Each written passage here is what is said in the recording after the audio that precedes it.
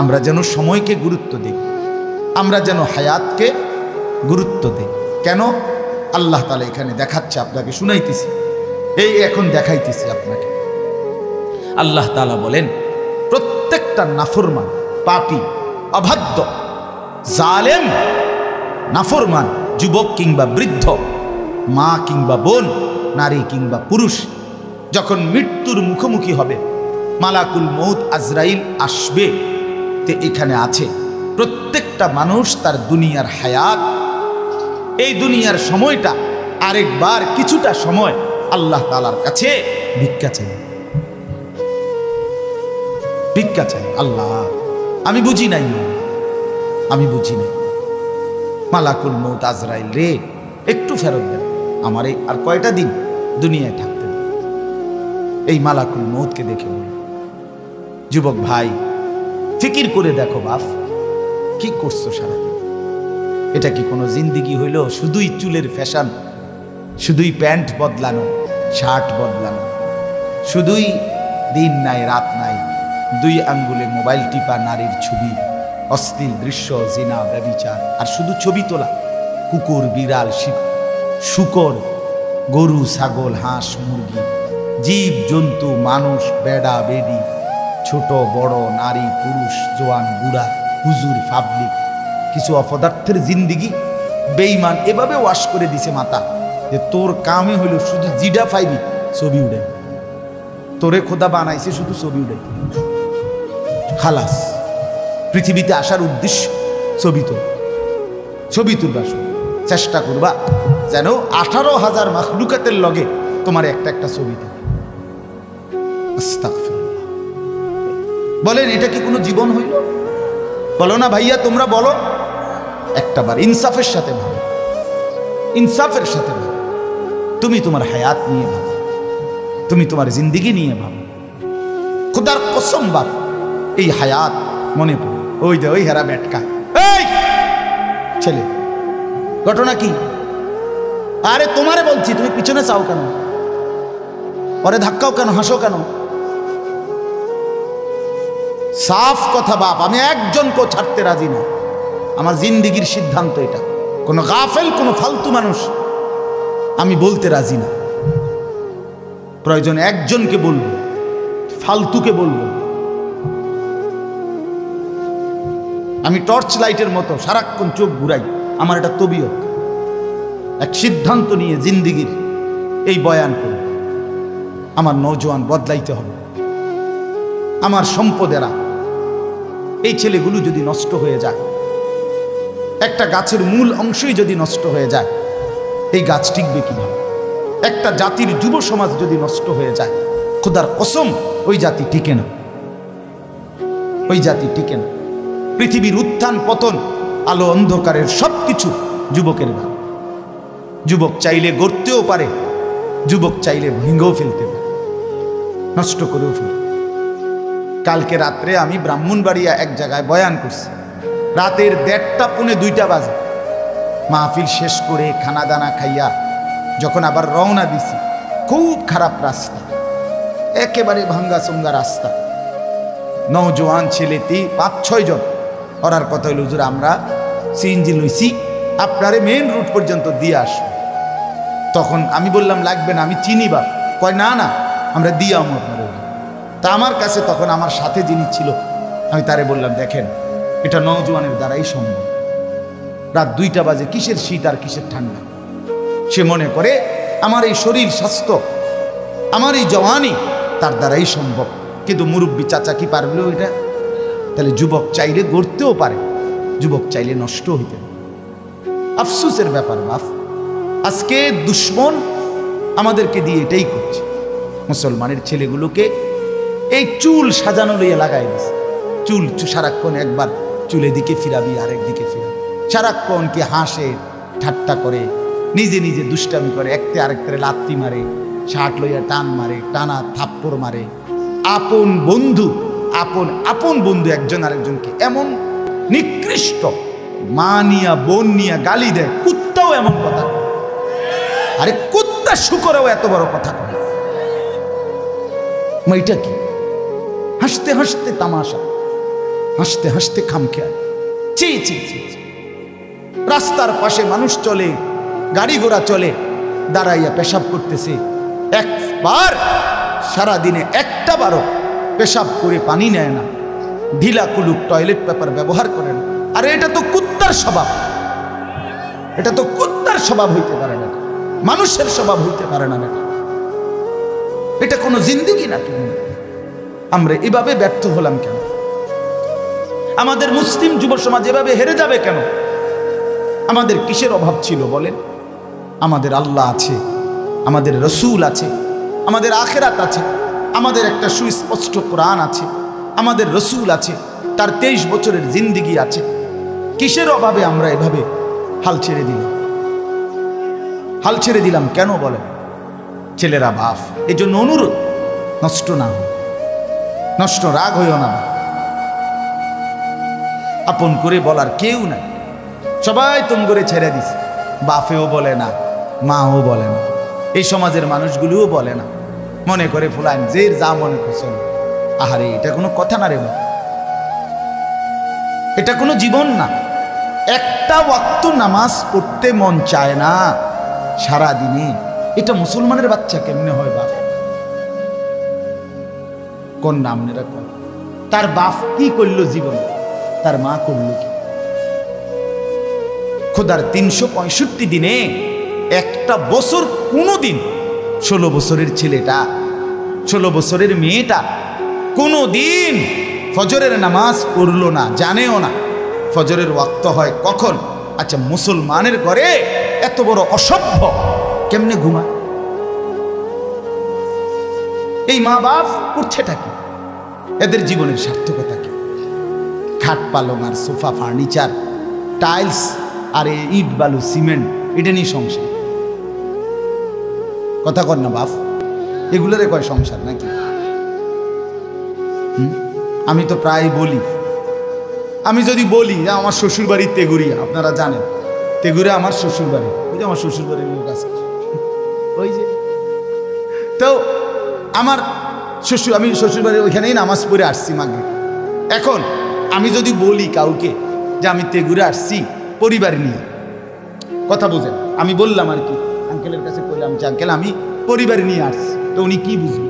মানে আমার ঘরের ফার্নিচার নিয়ে আসছি নাকি? বলেন আপনি কি এটা বুঝবেন? এটা তো সহজ কথা কিনা? যে কেউ বলবে, বুঝবে যে আমি যে বললাম আমি পরিবার নিয়ে আসছি, তার মানে কি আমার বউ বাচ্চা নিয়ে আসছি, ঠিক কিনা বলেন না কেন? তাহলে বউ বাচ্চারে বলে পরিবার, বউ বাচ্চা। কেউ যদি বলে আজকে 60 বছর এই সংসারের জন্য কত কিছু করছি, তারে সে কি বুঝায়? সে আমি আজ 60 বছর সোফার লাগিয়া খাটের লাগিয়া কত কিছু করছি এটা বলতে চাইছে, না স্ত্রী সন্তানের জন্য অনেক কিছু করেছি এটা বলছে? তাহলে সংসার, সংসার বলে বউ বাচ্চাকে, পরিবার বলে স্ত্রী সন্তানকে। সেই পরিবারের সন্তান স্ত্রী, সে যদি পর্দা না করে, সে যদি নামাজ না পড়ে, তার যদি কোনো চরিত্র না থাকে, সে যদি প্রস্রাব করে পানি না নেয়, মেয়েটা যদি অসভ্য হয়, মেয়েটা যদি আরেক ছেলের সাথে প্রেম করে, মেয়েটা যদি বেপর্দা বেহায়া 16 বছরের যুবতী মেয়েটা রঙ্গ রসে টাইট কাপড় পরে পাউডার স্লু মেখে সে যদি রাস্তায় বের হয়, তাহলে এই মা বাপ কি সংসার করলো, কি পরিবার গড়ল? বলেন, ইনসাফের কথা বলেন, বাস্তবতার কথা বলেন। কি হলো ভাইয়া? তোমরা যারা ছেলেরা তোমরা বলো মিয়া, তোমাদের যাদের চুল এই ইহুদির মতো, খ্রিস্টানের মতো, মুরতাদের মতো, বেঈমান মুশরিকের মতো, তোমাদের বাপকে ফুটবল খেলোয়াড় তোমার বাপ? তুমি ফুটবল খেলোয়াড়ের ঘরে জন্ম নিছিলা?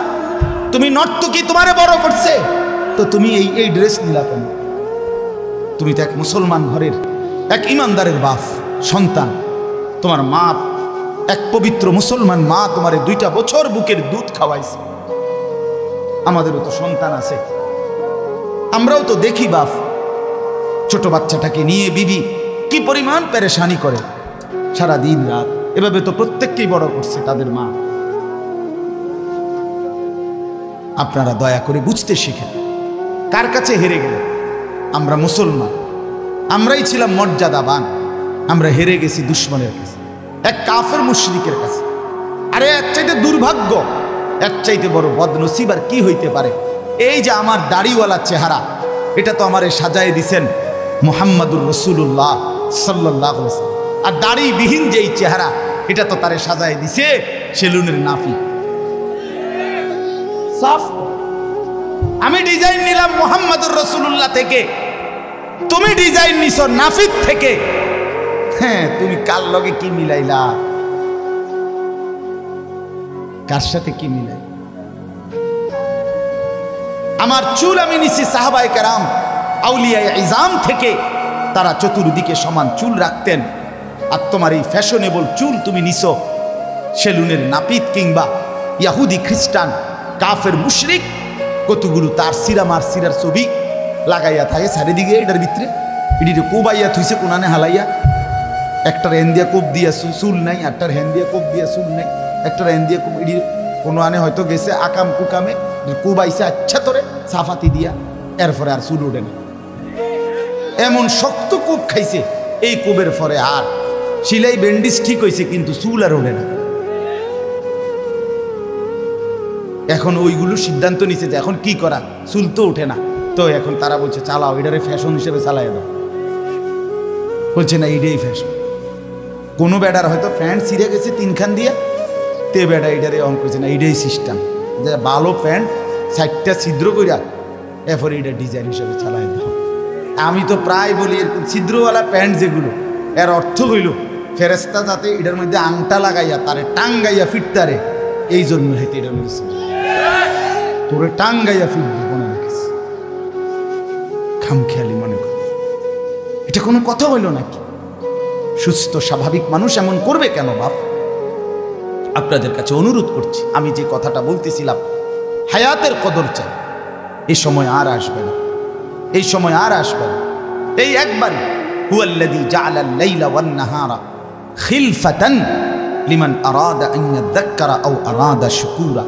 আল্লাহ তাআলা বলেন, তিনি আল্লাহ যিনি রাত্র এবং দিনকে পর্যায়ক্রমে, খিলফাতান মানে ধারাবাহিকভাবে যিনি রাত এবং দিন আনেন, একবার রাত আবার দিন, আবার রাত আবার দিন, আবার রাত আবার দিন। আল্লাহ বলেন এটা আমি করি কেন? লিমান আরাদা আন ইয়াযাক্কারা, যে চায় উপদেশ গ্রহণ করতে, আও আরাদা শুকুরা, যে চায় আমি আল্লাহর কৃতজ্ঞতা আদায় করতে, তাদের জন্য। রাত আমি শুকরের জন্য, দিন আমি শুকরের জন্য, আমার স্মরণের জন্য, আমার গোলামির জন্য বানাই। রাত বানাইছি মাগরিব এশার জন্য, দিন বানাইছি ফজর জোহর আসরের জন্য, চুরি ডাকাতি জিনা ব্যভিচারের জন্য না বাবা, না। আল্লাহ বলেন রাত দিন সময় আমার দেয়া। ইউকাল্লিবুল্লাহুল লাইলা ওয়ান নাহার, কোরআনে আল্লাহ বলেন আল্লাহই রাত্র এবং দিন পরিবর্তন করে থাকেন। কে বদলায়? তাহলে সময় বদলায় কে ভাই?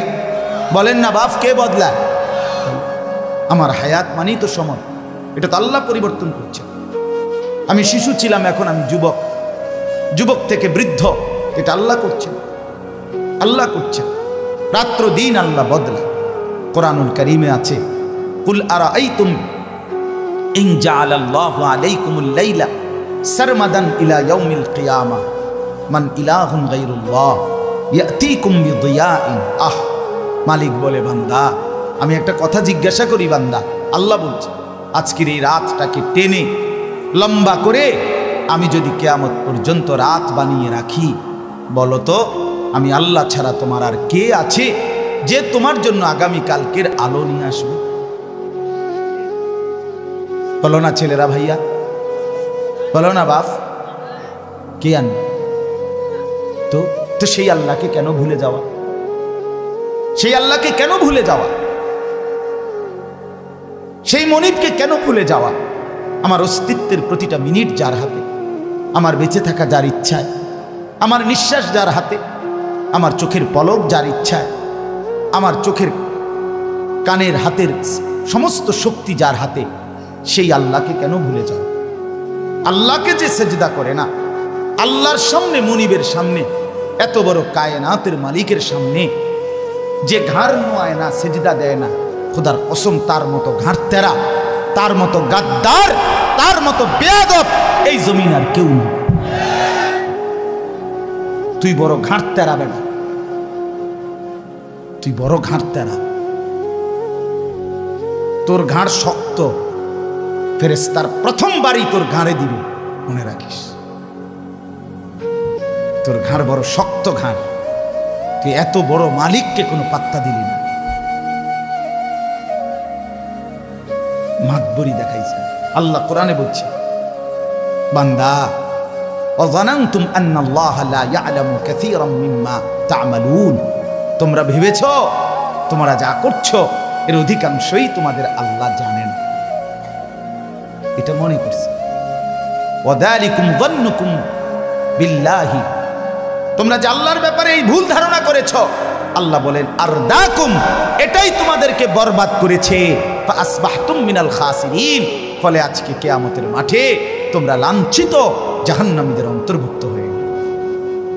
তোমরা আল্লাহকে পাত্তা দাও না। ওমা কাদারুল্লাহ হাক্কা কদরিহি, রব্বুল আলামিন বলে তোমরা আল্লাহকে পূর্ণ কদর করতে পারো নাই। তোমরা দুনিয়ার সবাইকে লুকাইতে চেয়েছিলে, কিন্তু আল্লাহকে লুকাইতে চাও নাই। তোমার অপরাধ, তোমার দুর্নীতি, তোমার অসভ্যতা, তোমার জিনা, তোমার ব্যভিচার, তোমার উলঙ্গ দৃশ্য দেখা, তোমার সুদের টাকা, হারামের টাকা, সব তুমি দুনিয়ার সব মানুষ থেকে লুকাইবার চেষ্টা করেছিলে। রাত 2টা বাজে, ডানে বামে সব দিকে তুমি তাকিয়ে ভেবেছো গোটা জগৎ ঘুমিয়ে গেছে, মা ঘুমিয়ে গেছে, বাপ ঘুমিয়ে গেছে, এলাকার কেউ জেগে নাই, কেউ নাই, কেউ নাই, আমি একা, শুধুই একা। রব্বুল আলামিন বলে এটা মনে করে রাত গভীরে লেফ কম্বলের নিচে তুমি যখন মোবাইলে উলঙ্গ ছবি দেখছিলে, আল্লাহ রব্বুল আলামিন আরশ আজিম থেকে ডাক দিয়ে বলে, আনিস, পৃথিবী যদিও ঘুমিয়ে গেছে, আমি কিন্তু জেগে আছি, আমি দেখছি। কেমনে রে পারলি বান্দা, কেমনে রে বান্দা পারলি আমার মতো মনিবের সামনে এত বড় অন্যায় কেমনে করছিস? ওমা কুনতুম তাস্তাতিরুনা আন ইয়াশহাদা আলাইকুম সামউকুম ওয়া আবসারুকুম ওয়ালা জুলুদুকুম। আল্লাহ বলে সাথে সাথে বান্দা, তোমার যেই দেহ দিয়ে তুমি গুনাহ করছো, সেই কান, সেই চোখ, সেই শরীরের চামড়া, প্রতিটা পশম, এটাকে তো তুমি আড়াল করতে পারবা না। পারবেন? আল্লাহ বলেন খোদার কসম বান্দা, তোমার সেই দেহের অঙ্গ, শাহিদা আলাইহিম সামউহুম ওয়া আবসারুহুম ওয়া জুলুদুহুম বিমা কানু ইয়ামালুন। হাশরের ময়দানে তোমার কান, তোমার চোখ, তোমার দেহের প্রতিটা চামড়া, অস্থি, মজ্জা, প্রতিটা অঙ্গ আমি আল্লাহর কাছে তোমার সমস্ত নাফরমানির সাক্ষী দেবে। তুমি দেখবে, তোমার অঙ্গ বলবে, এটার থেকে আড়াল করবা কে? ওয়াকালু লিজুলুদিহিম লিমা শাহিদতুম আলাইনা। নাফরমান চিৎকার করে বলবে, হায় দেহের অঙ্গ, তোমরা কেমনে সাক্ষী দিলা আমার বিরুদ্ধে? এত যত্ন করলাম এই শরীর দেহ, আজ কেমনে তোমরা আমার বিরুদ্ধে গেলে? আর তোমরা হাত পাও, চোখ, নাক, কান, কথা বলো, এটাও তো জানতাম না। তোমাদেরকে তো জীবনে দেখি নাই কোনোদিন কথা বলতে পারো, আজ কেমনে বলছো? ক্বালু আনতাকানাল্লাহুল্লাযী আনতাকা কুল্লা শাই। তখন দেহের অঙ্গ বলবে, বন্ধু, সবাইকে যেই আল্লাহ জিহ্বা দিয়ে কথা বলার শক্তি দিয়েছেন, সেই আল্লাহ আজকে পুরা দেহকে কথা বলার শক্তি দিয়েছেন। এগুলা কোরআন, আমাদের রূপকথা না, নাটকের গল্প না, ঠাকুরমার ঝুলি না, এগুলা রাক্ষসের গল্প না, এগুলা বানাই না, কাহিনী না, আল্লাহর কোরআন, আল্লাহর কোরআন। অতএব আলহামদুলিল্লাহ আমরা এগুলো বিশ্বাস করে সুখে আছি, অসুবিধাই নাই। মালিককে মাইনা 5 ওয়াক্ত নামাজের সেজদা দিয়ে আলহামদুলিল্লাহ অভাবে নাই। ইমানদার অভাবে পড়ে না, ইমানদার সবর করে, কখনো স্বাচ্ছন্দ্য কখনো কষ্ট, উভয় হালাতে সবর করে। অতএব আজকের মূল বক্তব্য, এই সবগুলো তর্জমা আয়াত বলার আগে মূল বক্তব্য হায়াতের কদর করা। কিসের কদর করা বলেন না, সবাই বলেন। ছেলেরা তোমরা বলো না ভাই, হায়াত তু আগার মেয়েরা নিহি বানতা না বন আপনা তো বন। এটা আমি ডেইলি একবার হইলেও বলি। তুমি যদি এই দেশ, জাতি, পরিবার, এই সমাজ, এই পৃথিবীর কোনো উপকার করতে না পারো, ঠিক আছে, কইরো না, কিন্তু নিজের ভালো তো করো। নিজেরে কেন নষ্ট করে দিচ্ছ? এই উলঙ্গ ছবি, এই নর্তকী, এই বেনামাজি জিন্দিগি, এই অসভ্যতা, এই বন্ধুদের আড্ডা, এই রং তামাশা শেষ পর্যন্ত তোমাকে কোথায় নিয়ে যাবে? তুমি একবার ভাবো। কিরে ভাই, তুমি ভাবো বন্ধু, নিজের জন্য তো ভাবো, নিজের ভালোটা ভাবো। মানুষ এত বোকা হয় কিনা, নিজেরটাও ভাবে না, নিজের ভালোটাই ভাবে না। ওইখানে যদি আগুন লাগে ওইখানে, আর এই ছোট বাচ্চাটা যদি ওইদিকে হাঁটতে হাঁটতে যায়, তো সে যদি এক কদম করে হাঁটতেই থাকে, কেউ যদি তাকে বাধা না দেয় অথবা সে যদি না ফেরে, তাহলে প্রতি কদম সামনে যাচ্ছে মানে কোথার দিকে যাচ্ছে? তাই হইতে পারে বাবা বাধা দিল না, মা বাধা দিল না, সাহস করলো না, তোমার এই গাউরা চুল দেখা, তোমার এই চেহারা সুরতের কথার ঢং দেখে। বেশি কথা কইেন না, হুদা বেনবে না। তোমার এই গাদ্দারি কথা শুই না হয়তো বাপ মা চুপ হয়ে গেছে, যে যা পিছিয়ে দিয়ে ফির তার কয় বাদ দে, বাদ দে, ছেড়ে দে, তার ফাইলে বিদেশ যাইব, আর না ফাইলে টেয়া পয়সা দিলে দিব, না দিলে নাই, বাদ দে, তার ফতে তারে ছেড়ে দে। আহা, তুমি তো শেষ। তুমি তো এরপরে এই নর্তকীর মোহে পড়ে, নাচ গানের মোহে পড়ে, উলঙ্গ ছবি আর অশ্লীল দৃশ্য অথবা গুনাহ, সুদ, ঘুষ, চুরি, ডাকাতি, জিনা, ব্যভিচার, মদ, জুয়া, এই নাফরমানির আসক্তিতে প্রতি কদম তুমি তো জাহান্নামের আগুনের দিকেই যাচ্ছ। শেষ পর্যন্ত তো ওইখানেই যাবে। আল্লাহ বলেন, উল্টো পথে যে চলে আমি তাকে ধীরে ধীরে নুয়াল্লিহি মা তাওয়াল্লা ওয়া নুসলিহি জাহান্নাম, উল্টো পথেই চালাই, একদিন সত্যি সত্যি জাহান্নামে ফেলে দেই। কোথায় ফেলে দেয়? এই জন্য আবারও বলছি, আমার প্রথম বক্তব্য, মূল বক্তব্য আজকে এটাই, আমরা হায়াতের কদর করি, আর ফিরবে না। এবং প্রত্যেকটা মানুষ, আমিও, আপনিও, জওয়ানরাও, বুড়োরাও এই হায়াত ভিক্ষা চাইবে। সময় সময়, একটু সময়, মাওলা দেন না, মাওলা দেন, একটু সময়, আবার দেন, আবার দেন, বড় বেশি ভুল করে ফেলেছি, দেন না মাওলা একবার। এভাবে আহাজারি করবে না, ফোন কাকুতি মিনতি করবে, কিন্তু কোনো লাভ হবে, কোনো লাভ হবে, কোনো লাভ। নাফরমান হিসাবে কেউ নিজেকে বুদ্ধিমান ভাববেন না। এ হুদা বাদুগা খাইলে আর একটু মাতবরি করলে এত কোনো আহামরি কিচ্ছু, আহামরি কিচ্ছু। আমি দেখছি রে বাবা, রবিবার ইলেকশনের আগের দিন দেখছি 10 বছর যেই জায়গা দিয়ে আমি যাইতাম জুমার নামাজ পড়াইতে, রবিবারের আগেও দেখছি, আগে শুক্রবারেও দেখছি, এই 10টা বছর দেখছি যার পোস্টার, ব্যানার, বিলবোর্ড পুরা ওই উপজেলার মেইন প্রাফারে চতুর্দিকে ছিল, একটা জায়গা বাকি ছিল না। রবিবারের পরে ওই হেবড়ার জিতছে না, স্বতন্ত্র প্রার্থী জিতছে। হ্যাঁ, পরে শুক্রবারে যখন নামাজের জন্য যাই তখন দেখলাম বাড়ি সালাম দিও আর একটা পোস্টার, একটা ব্যানার, একটা ফেস্টুন, হেবড়ার এখানে কিচ্ছু নাই। আরে কি আশ্চর্য, আমার কাছে এটা রীতিমতো অবাক লাগলো। আহারে, এর লাগে বুঝি একটা ব্যানারও থাকতো না, একটা পোস্টারও নাই, কিচ্ছু নাই। দুনিয়া ধোকা।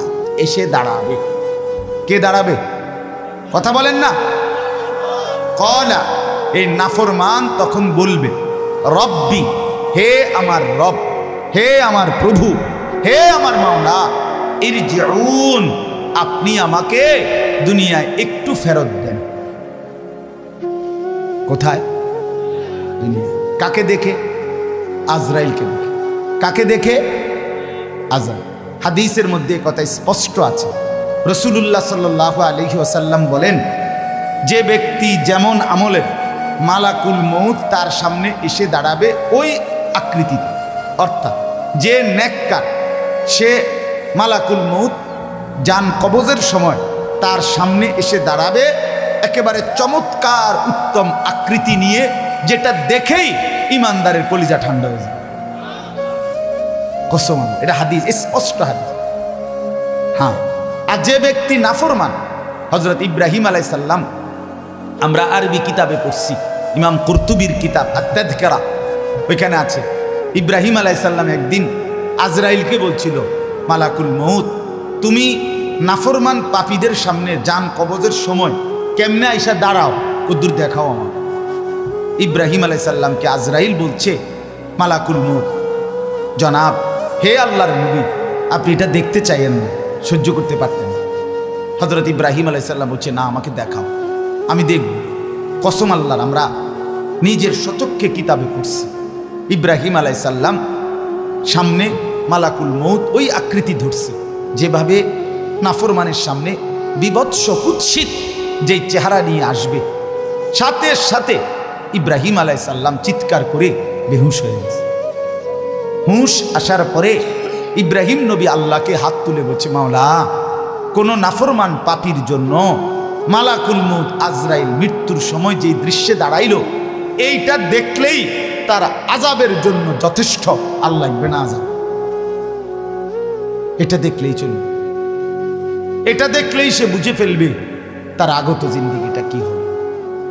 তো আল্লাহ তাআলা বলেন, এই নাফরমান তখন বলবে, রব্বিরজিউন, আল্লাহ দুনিয়ায় একটু ফেরত দেন অল্প সময়। কেন? এই বলবে, লাআল্লি আ'মালু সালিহান ফীমা তারাকতু। 101 নম্বর আয়াত। নাফরমান বলবে, আল্লাহ যেই আমলগুলো ছেড়ে দিয়েছি, এবার যদি একটু হায়াত দেন, সুযোগ দেন, আমি সেই নেক আমলগুলো পুনরায় করব। এবার বিশ্বাস করেন খোদা, পরে যাইতে কোন কয়টা দিন, আমার 3টা মাস সুযোগ দেন, আমি দেখবেন নামাজ কারে কয়। কাবা শরীফের ইমাম রেফিসে আলাইন, ইমাম সাহেবের আগে দাঁড়ান, নমাজ কাবা শরীফের সাদে গিয়ে দাঁড়ান, আপনি শুধু রংটা চাইবেন, আমার কিন্তু সুযোগটা দিয়ে আসা। কি করি এবার গেলে, উড়ে এলাম, সব উড়ে এলাম। মসজিদে যে ঢুকমু 3 মাস পরে মালাকুল মউত কইবেন মসজিদে যাতে নিয়ে যায়, বাইরে যাইতাম, বাইরের গোষ্ঠীর গিলে বাইর যেতাম না। লাআল্লি আ'মালু সালিহান ফীমা তারাকতু। নাফরমান বলবে, রব্বুল আলামিন যে আমলগুলো ছুটে গেছে, এবার সেই আমলগুলো করব, নেক আমল। সাথে সাথে আল্লাহ বলবেন, কাল্লা, কখনোই না, না রে বান্দা, কখনোই না। মালাকুল মউত আজরাইলকে দেখিয়ে সামনে এনে আমি রব্বুল আলামিন এই পর্যন্ত কোনোদিন কাউকে ফেরত দেই নাই।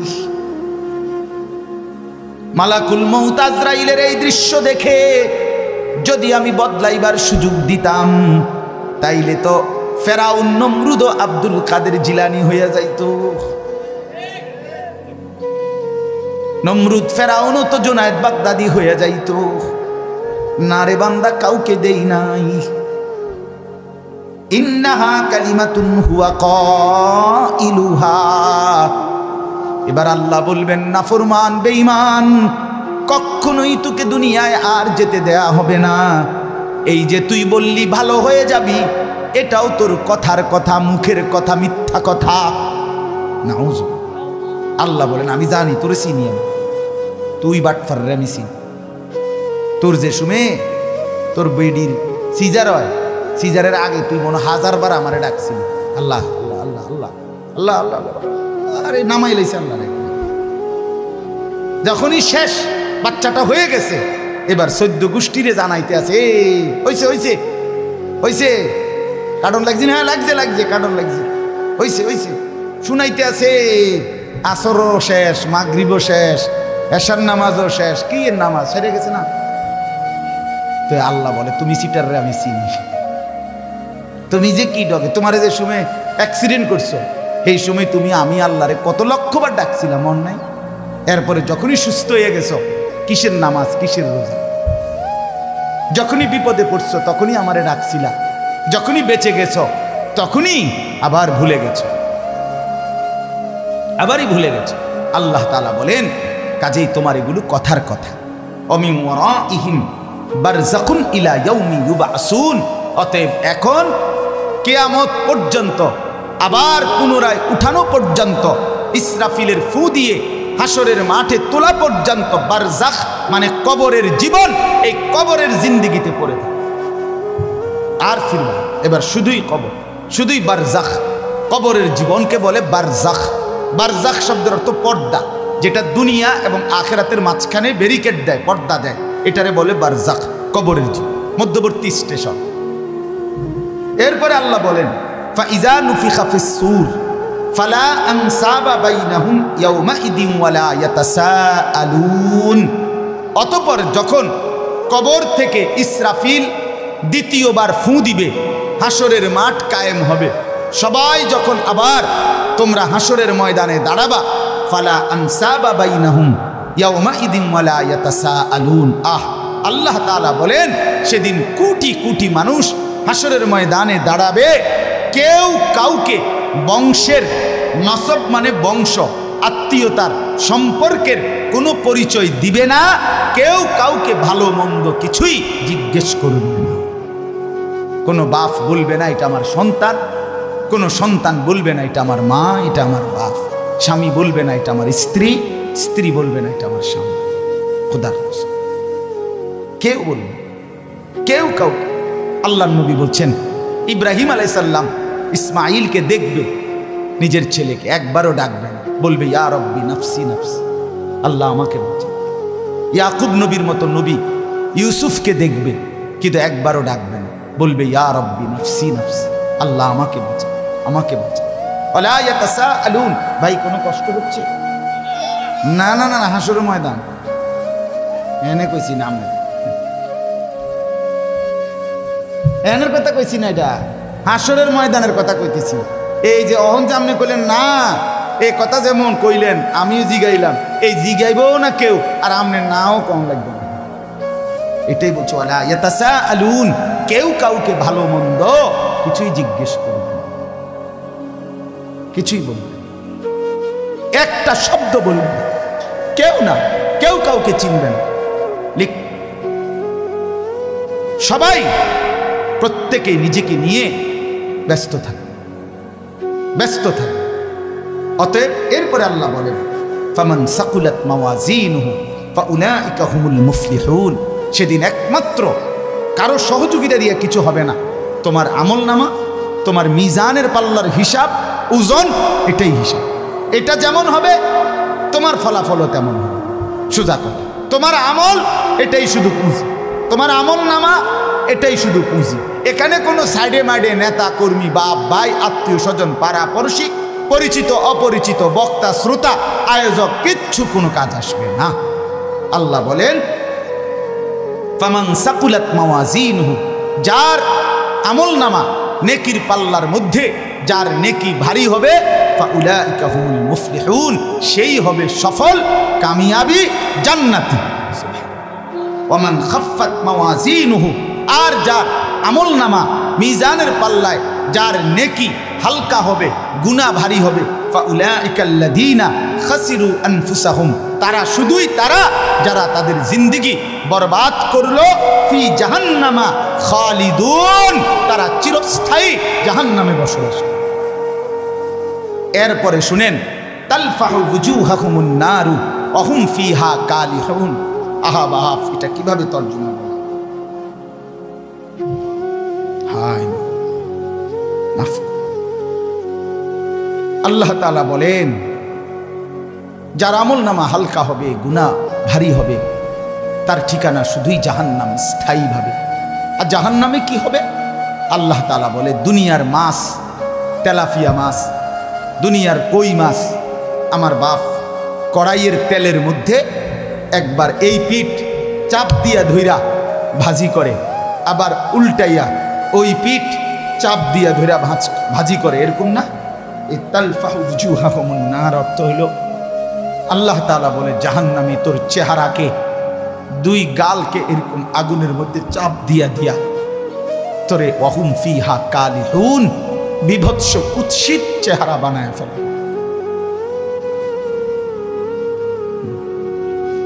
তালফাহু উজুহাহুমুন নার অর্থ হলো চেহারা উলট পালট করা, একবার এই পিঠ একবার ওই পিঠ। ওয়াহুম ফিহা কালিহুন, আল্লাহ বলে চেহারাটা তখন বিভৎস একদম কুৎসিত কালো হয়ে যায়। নাফরমান তখন চিৎকার করবে, আল্লাহ বলবে আলাম তাকুন আয়াতি তুতলা আলাইকুম, আমার বান্দা মনে পড়ে তোমার কাছে তো আমার আয়াত, আমার কোরআন, আমার দ্বীন পড়া হয়েছিল, বলা হয়েছিল, ফাকুনতুম বিহা তুকাজ্জিবুন, তুমি তো সেটাকে মিথ্যা মনে করেছো। আরে মাইত্র না চাই হুজুররা এডি কয়, কইতো লাগলি কি আর কোনটা কমাইয়া কয়, এমন বেদ্যপ আছে না? আরে রাখ বেটা, সব কানে হুজুরারে ধরে আনিস না, সব কানে হুজুররা, সব কিছুতে হুজুরারে ধরে আনি। হুজুরের সব ধরতে গেলে আর দুনিয়ার চলন লাগতো না। এমন অসভ্য লোক আছে কিনা বলেন? কি বলবো, কি বুঝাইতে চাই, কি বুঝাইতে চাই? আমি একদিন আমার এক বড় লোক, ভদ্রলোক, বিরাট মানুষ, এবারটা আমারে এরকম ওয়াজে বসছি আর কাগজ লিখে দিছে, কি কি বলতাম না, এই রাজনৈতিক কথা বলবেন না, বিতর্কিত কথা বলবেন না, আরো কিতা কিতা জানি অনেকটি লিখে দিছে, মানে 7-8টা হইল, নিচে লিখে দিছে। এরপরে কোরআন সুন্নাহ থেকে কথা বলবো। পরে আমি খুব সুন্দর করে বলছি যে আঙ্কেল মনে কিছু না নিলে এ যেটি যেটি লিখছেন বলা যাবে না, এগুলো বাদ দিয়া কোরআন সুন্নাহর কথাটা কেমন হয় এটা স্যাম্পল হিসাবে একটু আমনে 10টা মিনিট কিন্তু কম, এরপরে আমি এটার ব্যাখ্যা করব। মানে আমনে আগে, আমনে তো যেহেতু বুঝছেন এটি বাদ দিয়া কুন্ডি কোরআন হাদিসের কথা, এই কথাটি কুদ্দুর আমনে কুদ্দুর 10টা মিনিট বলেন, পরে 2 ঘন্টা লাগাইয়া আমি এটি বুঝাবো। আমরা কি আর এগুলো জানি? হাবড়া শুদ্ধ মারে, আমরা কি আর এগুলো জানি? তো না জানলে আপনি ফাইজলামি করলেন কেন? কথা বলেন না কেন? আপনি এটি লিখলেন কেন?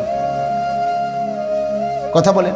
আমার সাফ কথা, আওয়ামী লীগ বিএনপি বুঝি না আমি, আমার বাপ মুসলমান, আপনারা প্রত্যেকের কাছে অনুরোধ, রাষ্ট্রের শেষ মাথা থেকে একেবারে শেষ পর্যন্ত জমিনের প্রত্যেক বিষয়েই কোরআন সুন্নাহর আলোকে উলামায়ে কেরামকে যদি কথা বলবার সুযোগ দেয়, তাহলে রাজনৈতিক ব্যক্তিরাও সংশোধন হবে, সমাজের সাধারণ মানুষরাও সংশোধন হবে, হাসরের ময়দানে সকলেই তখন লাভবান হবে।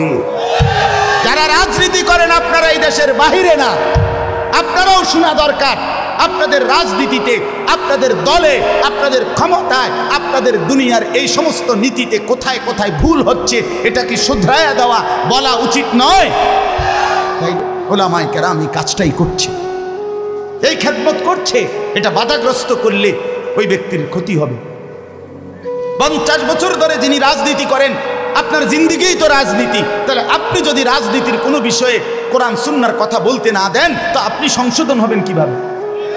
আপনার আখিরাত মিলবে কিভাবে বলেন? কিভাবে মিলবে? আপনার পরকাল তো টিকবে না, তখন পরকাল তো টিকবে না। ও জানাজার নামাজের সামনে 30 জন বক্তৃতা দিলে আপনারে ফেরেশতারা বেহেশত দিবে, এত রঙে দোয়ান বাহি খায় না, এত হুগনা সিরা বেজে না, ফানি দন লাগে। আমরা দেশে আরো একটা কয়, কইতাম নি এটা, এত ভাত দুধ দিয়া খায় না। কথা বুঝেন নাই?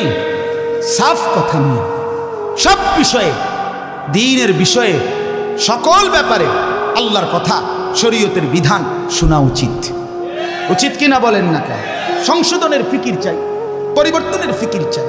আজকে সারা বাংলাদেশের আমরা উলামায়ে কেরাম প্রতিনিয়ত এই শিক্ষা, এই সিলেবাস, এই কারিকুলাম, এই ট্রান্সজেন্ডার সহ ছেলে মেয়ে, নারী পুরুষের অবাধ মেলামেশা, ফ্রি সেক্স, ফ্রি একেবারে ওপেন অবাধ যৌনতা, ফ্রি মিক্সিং করার ইউরোপীয় যেই ষড়যন্ত্র বাংলাদেশে বাস্তবায়ন করার চক্রান্ত হচ্ছে, সেটা কোনো দলের উঠানামার কোনো বিষয় না, এটা আগামী প্রজন্মের বাঁচানোর বিষয়।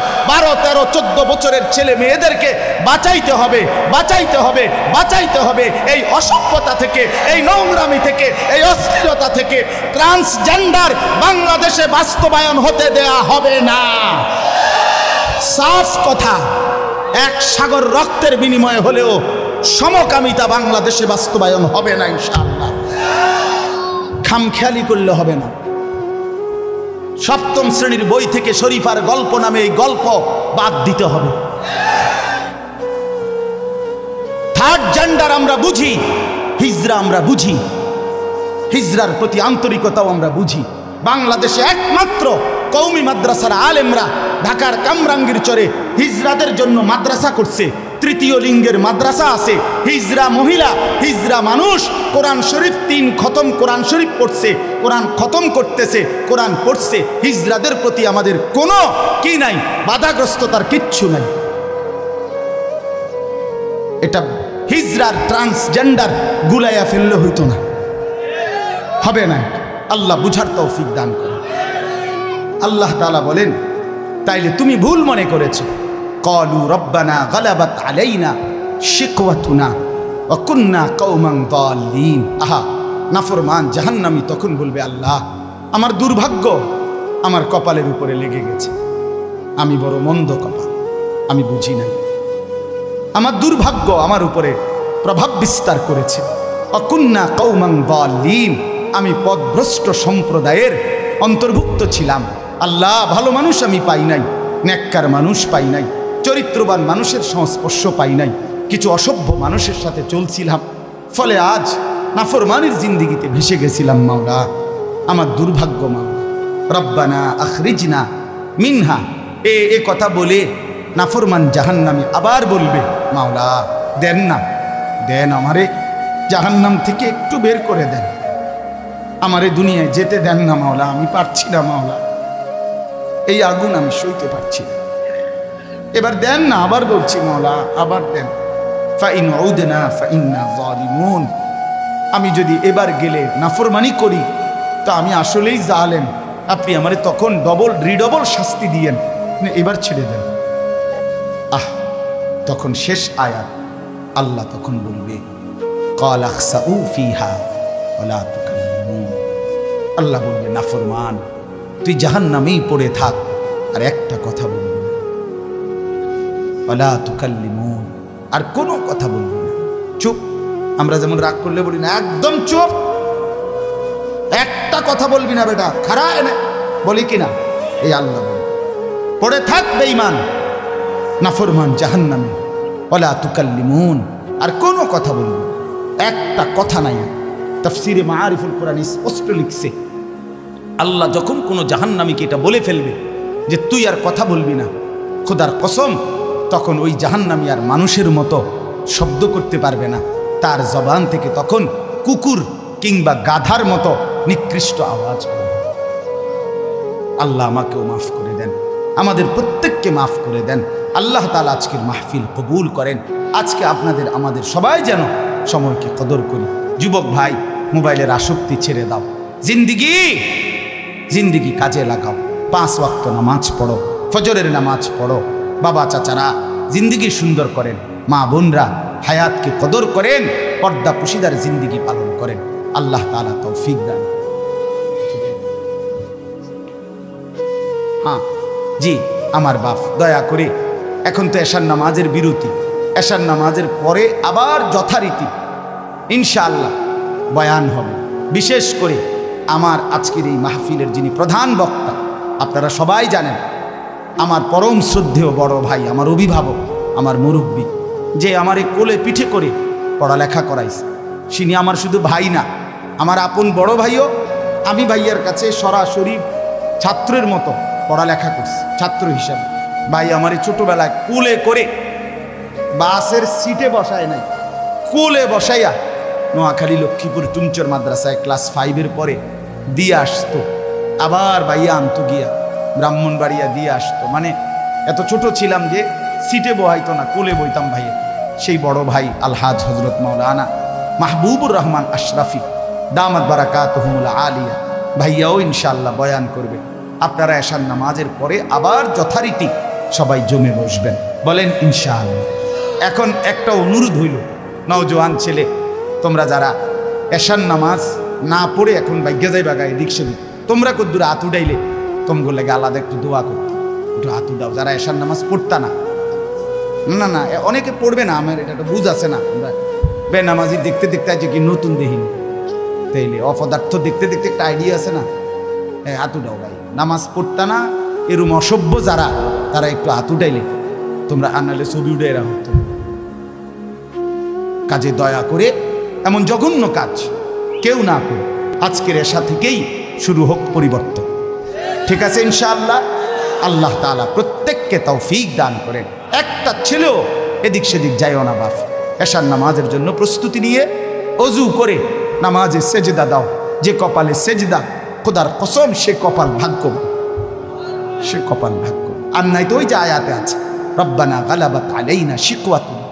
জাহান্নামী বলবে, আল্লাহ আমার কপালটা বড় বদনসিব, আমার মন্দ কপাল, আল্লাহ আমাদেরকে মাফ করে দেন।